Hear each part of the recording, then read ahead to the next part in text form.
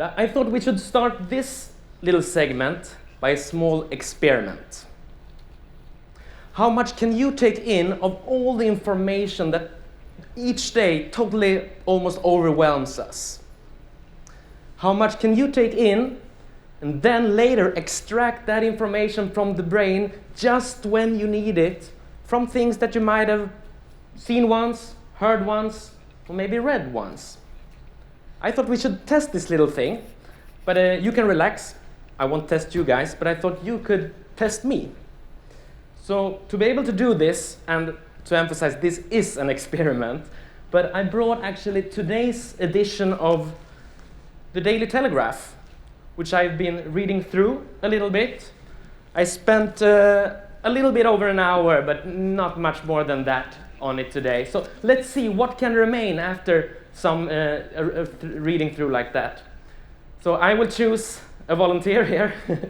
Thanks, Mattias. What's your name? Max. Max, nice to meet you. Nice to meet you. You get to be the audience a little bit of a controller to see that everything is correct. And it is today's newspaper. You probably haven't had the time to read the news, so this will be a good summary for you perhaps as well. We'll see. But Max, if you just open the newspaper anywhere, you can decide. So I read through it for an hour, and I skipped all the advertising, the market, the weather, the television programs. But what kind of news was there in today's paper? We'll see what happens. Max, which page did you land on? Page 22, opinion pieces. It's grim up in north, but they're all the better for it, or something like that. It's an opinion piece by a David Quandick, or something like that, Quandick, who wrote that about the northern English people and so on. But we also have a big thing on that page where the future for the BBC News agenda is fine with them being sat by 10 Downing Street, more or less, something like that. So that's it. So we do have a little bit of these. We can move on from the opinions. We can move on to the next page, maybe. Oh, that's even tougher stuff with the letters to the editors. But okay, let's do a few of them. First, there is the NHS. Shouldn't be immune to reforms due to their overridden their budget by $2.45 billion. Yeah, and then it's a guy, a very cute little story about it's a commentary that the author Michael Morpurgo has set up a play of a real-time event where a child called Amber Owen was rescued by an elephant in the 2004 floodings in Phuket. So that's at the very bottom there. It's a little commentary. Then we have the letters to the editor. I don't know if you want them all, but I can give you some headlines perhaps. We have the Muirbrick or something like that, a golf course that's been criticized. They don't take in women. We have Love is Lecture, something like that. We have a prisoners reform. We have how to secure the best medication for the NHS. Taking flight, a short one. The illegal killing and exporting of eels. A spit in your face. Multi-storied nesting, and a larger piece there on Sherlock from the telly takes on an impossible case that has to do with Brexit. So that's everything for today's news summit. Thank you very much. Well, I don't know if you want something else. Economy, I don't know. Thank you very much. So I have competed in learning, and then I would need my slides up here. I've competed in learning, and this phenomena is called memory sports, and it has existed all over the world for a quarter of a decade, where everything, brain training, is measured and compared. And I can tell you a little about how this works. That we meet over a weekend, and we are challenged to a decathlon. where there are 10 different events, where we have to store 10 different kinds of information in huge amount into our brains, with things like numbers, words, images, sounds. So you really have to be able to use your brain for basically anything. And we could take a look on a few official results. One of the many exciting events we do compete in is 30 minutes of number. There we get a sheet of paper with just random digits, and we get 30 minutes to stare on this paper. Then we get an empty sheet of paper and a pen, and we have to write down the exact order for as many as we can remember. And my best has been to remember the exact order of these. So there we came up with, let's see. This was a little bit of a tricky one.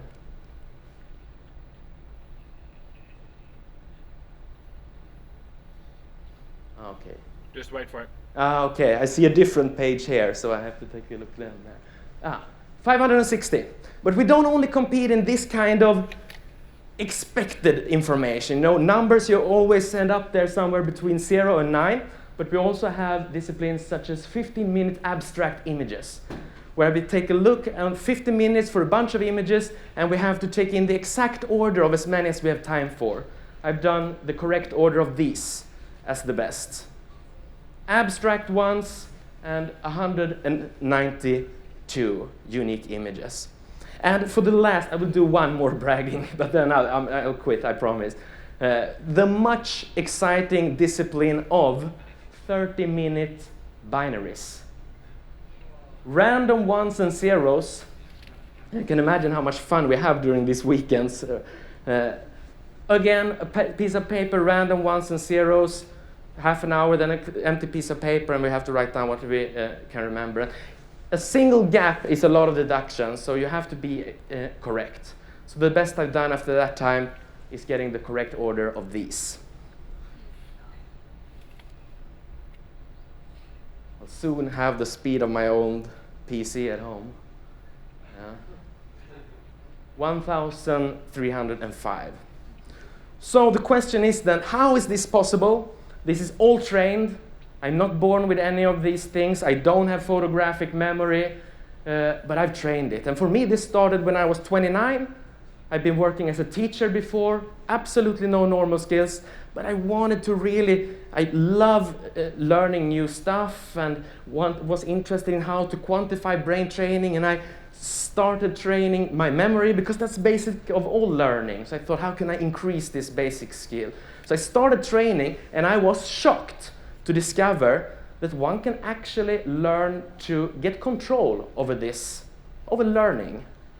So nowadays, I know whenever I see or hear something new that I know that I really need to take in, I know I can do it, and then I can leave it and just trust it so I can find it again when I really need it.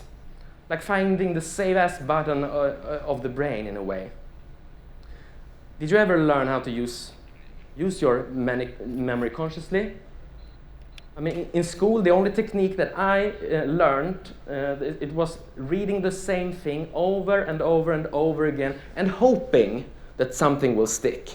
And this is the most ridiculous strategy of them all. It's boring and it takes a lot of time, and still this is such a basic thing. So that I got a little bit pissed off almost that I haven't been shown this before. But since then, since 2009, I've been working full-time to teaching people how to increase their learning like this. Written 2 books, with my third coming out in August, all in Swedish, but they're now being released as online courses as a Grandmaster of Memory.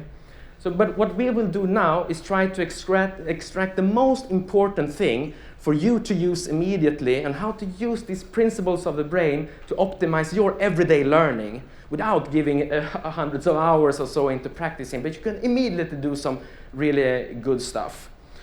So what we first have to take a look at is a little bit on how the brain actually stores information, so we can use that information to do it as efficiently as possible.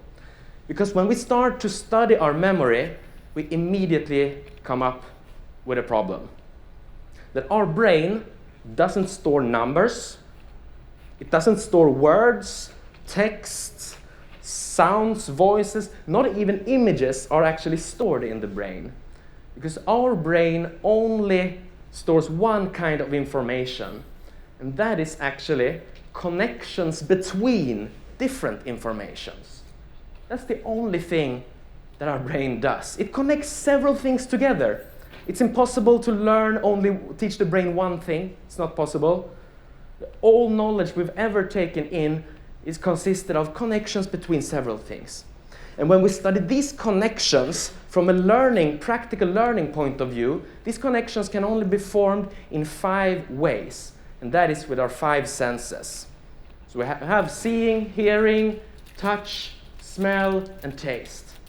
That's like our memory's tool set, like 5 tools that it uses to connect the world around us so we can think, understand, and so on. But these 5 tools, they have different characteristics. Some are good in some situations and bad in others. So we have to learn how to use them in the right way. I can take a few examples more. I'll take a few examples of this. And we can do this by another little experiment. Let's see if I can get everyone in here to think of the same word. Without me saying this word, of course, and I've chosen a little bit of a different kind of word. We'll see if this works. Ready for this? Yeah? We all live in yellow. And all of a sudden, everyone is thinking about the same word. This memory that was now brought forward was created all with a hearing connection. That's a sound connection that your brain has made because we've heard this phrase repeated many times over and over the course of many years, and that's why it immediately came.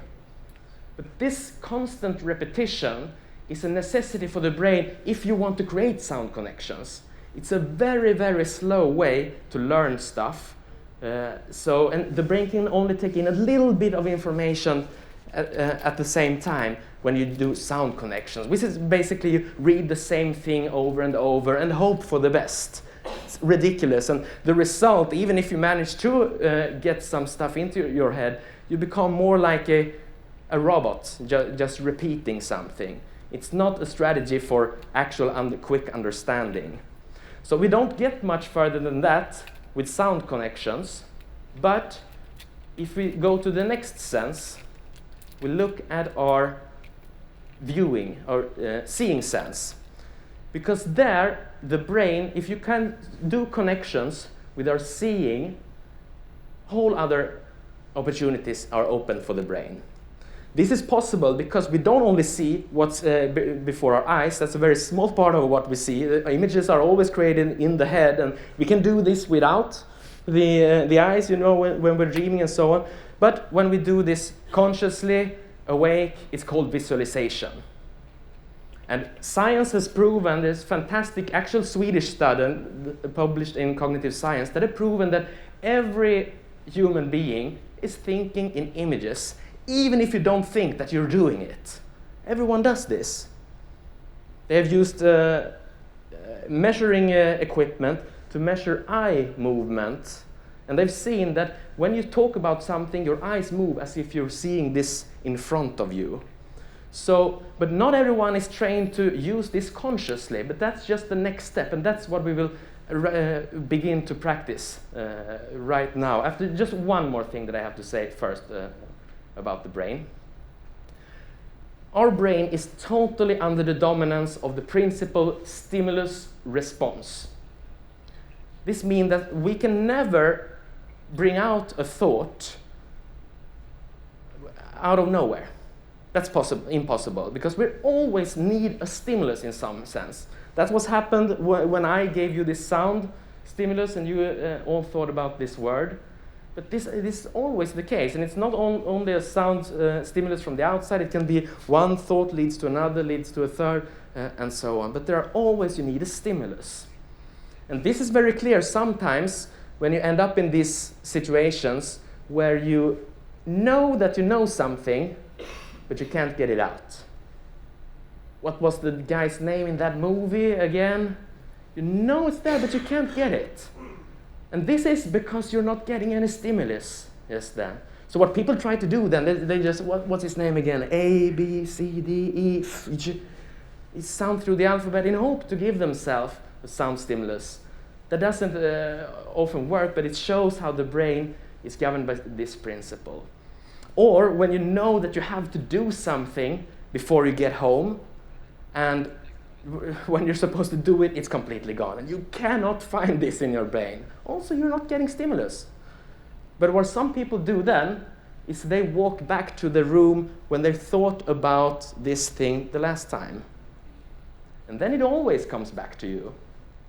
That's interesting, and this is because all the sensory inputs that come to us at the same time, they are connected together. So your thought when you were at the breakfast table going through your day, those thoughts are connected with the visual inputs from the table of the breakfast. So on. So that gives you a stimulus. But if you end up in a situation like that, you don't need to get home to fetch that memory. You can only visualize the place where you last thought about it. That's a quick way to immediately to get that. Your impression from this room will be connected to what I talk about and what you are thinking right now. So this is just to set the stage, because we need to know this, because if we want to be able to control our learning, we need to be able to give ourselves the stimulus we need, so we can always get the information out when we need it. And the core of this, the core strategy is, as I said, to think in images, to train yourself to visualize, and this is done in a very concrete, measurable way. And this is basically the same for everyone. What you should do when you, for example, when you read something and you really want to take in that information, it's simultaneous visualization. You should try to select one image, a three-dimensional image, something that it's not so important even that it's a perfect representation of the text. That doesn't matter. It's the fact that you're visualizing that's the key thing. If you read something about economics, you can just take up a picture of a dollar bill or something like that. You visualize it. And then when you read through that page, you come back to this image. And then something is happening in your brain, because these images, I'll come to that in a minute, but the thing, when you do this visualization, there's also a few criteria that are super important. The first is that you have to visualize large images, like a dollar bill, like that. This is a kind of a standard size that I always visualize everything in. If I visualize an ant, it's this big. If I visualize an airplane, it's also this big. Because if you do it the same routine over and over, it gets automatized in the brain. So it's actually only difficult now the first time you try it. If you do it for a while, it becomes more and more automatic. And after a while, such as for me, it's like you have taught your brain how to brainstorm in images. You don't need to come up with smart images. That's never necessary. But you just let them come up. The brain brainstorms in images. You just sit back and have a look on it. It's a really fantastic sensation. And this gets you to control your learning. Because if you've read this page of economics, visualizing a dollar bill, you continue to the next page, then you choose another image. It might continue with economics here, but I use the technique of image conversion. That's a special technique where you can always do a change to your image. For example, then I don't take a dollar bill, then I take a coin. I take a large coin, always standard size, and I read that page. And every now and then, when I read, I come back to this. And I can do this for each page. I try to select one image.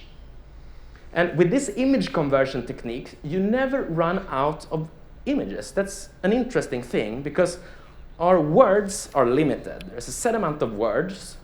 For example, elephant, which saved this girl, Amber Owens. Elephant, there's one word, basically, but I can easily visualize 100 or more images of an elephant. I can see a sitting elephant as a statue in bronze. Or I can see a chocolate elephant that's cut in half.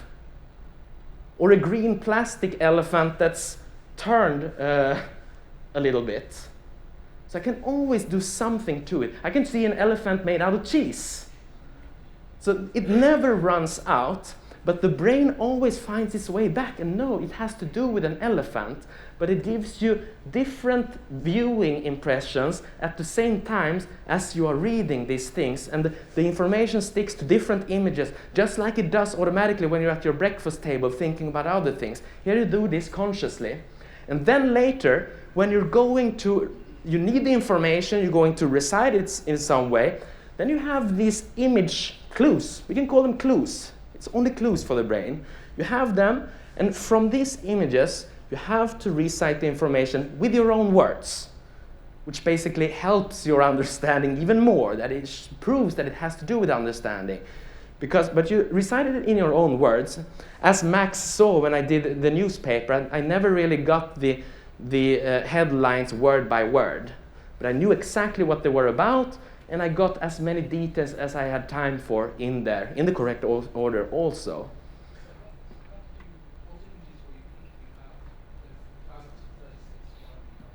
Okay, I'll come to that in the very end. I just want to finish this part up and say that the thing, when you start to use image clues, these images works like magnets. That's the thing. They work like a magnet who suck information to it, lots of different information to it. So you're going to remember a whole lot more from what you've read. Even it doesn't have to be in the picture. That doesn't matter. Forget everything but trying to create smart pictures. That doesn't.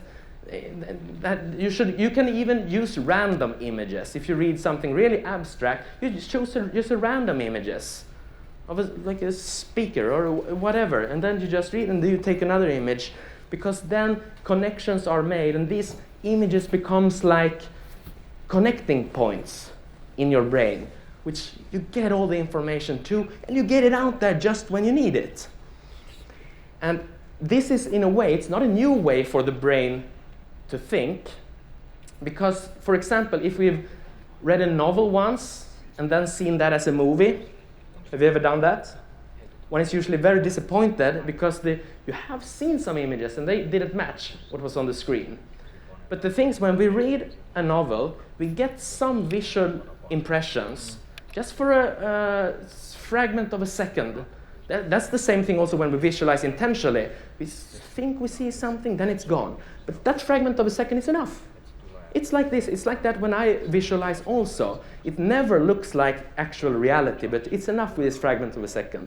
But here, when we read a novel, we get some visuals of main characters, places, events, and these images becomes the connecting points in the brain, so we can keep all the storyline and follow along with it.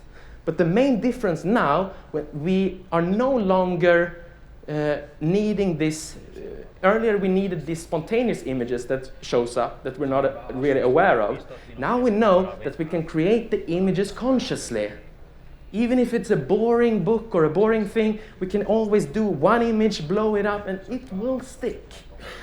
That's the amazing thing. And then, if you start to train and go further and further, you can learn to do this in very strange thing. You can convert anything to images, even binary numbers, which I do in 2 steps. This is just information for you, basically, because I do it in 2 steps. The first step, I convert binary numbers into normal numbers, because 3 ones or zeros become 1 digit between. That's a maximum out of 7. Because that's how many combinations of 1s and 0s there are on 3 places. Then I read them 6 and 6. I mean, you don't have to follow this. It's just for you. So I read a 6 and 6. Then I got a 2-digit number. That's a maximum of 77. So then I just have normal numbers. So these 2 disciplines are very, very similar. It just looks very strange with the binaries. But then numbers are so difficult for the brains. We can only take in a few of them at a time if we don't convert it consciously or unconsciously to an image. So I gave it a few weeks, and I trained a fixed image for each number up to 100. So for me, 92 is always a lemon, 91 is always a container of sorts, And so you have to train this, and you do that by a technique where you paint visually, as in your head, you paint the numbers on it over and over again, and soon it will stick. And then I just have images also, and I can do even crazy things like that. And measure it, and it's 100% correct. And you can actually see something has happened to the brain. You can test yourself. I didn't know about quantified self when I was starting to compete in memory, but that was what I wanted. All this, it might be good, is the brain training good or bad? Here I could see it's a huge difference. So, as I said, we're almost running out of time here. If you want to work further on this, my books are as online training. You can use it on any device, very simple. There you get the ready-made 99 image picture, so you don't have to think up new ones. You don't have to do that, because what is important when you think in images, actual research has shown which images sticks in the brain and which gets sorted out when we sleep and so on. And it has shown that images with clear contours, where you can really see the outlines, they stick much longer. So you can use any object just as long as you know how it is, and then see it as outlines. So, for example, the image of a beach. It's not a good image because it's very unfixed. Then you just go one step more. A beach chair, for example. You take something else. Image conversion technique, just a new, and then you end up with something with clear contours. It will stick. You will have control of it. After a while, you learn to connect these images together. You can store a lot of information like that. So there's a lot to be said about this. We don't have much time, but I will be here all evening, and I look forward to learn from you guys and talk together. And if you have any questions, we will be able to cover them. So just to round this off and think a little bit further of what we've talked about here, these connections in the brain, memory as a basis for learning, our memory is the basis for so much more. If we think about it, that our personalities, we have them, they are composed out of memories. There have been connections created from the previous experiences we have, which leads to stimulus response, that we act in certain ways in certain situations because we've made those connections. So getting into visualizing, you can use to get control over the creation and overwriting of these connections. So you can also use them for other behavioral purposes, or basically anything. It's a way to control your brain and also to be able to handle information much more efficiently. Everyone does it in the same way who has, for example, competed in memory. Everyone does the same. Everyone has trained it. No one has been born with it, as we've seen so far. Everyone has trained it, and everyone trains in the same way. They train visualization. Our brains are very similar. But there's so much more with this intentional connection creating. But what we can say for sure is that the brain is the place where your life gets decided. And that even small changes in your thinking, small workable strategies, can lead to huge quantifiable changes in your everyday life. And you can start to use them right away and see an immense change. It's not like a muscle where you need to work just for each millimeter. Here, going from having no strategy to having a workable strategy, you immediately take a big leap. But also, what's important, for example, when we create connections, what we choose to put our focus on will decide of who we will become in life, basically. And we can add to that also to take in other persons. We need to give them the most important things we have, which is our focus. Because also feeling for another person is to be able to see yourself living that person's life. So empathy requires imagination. And imagination is seeing inner images and be able to do it consciously, to live consciously.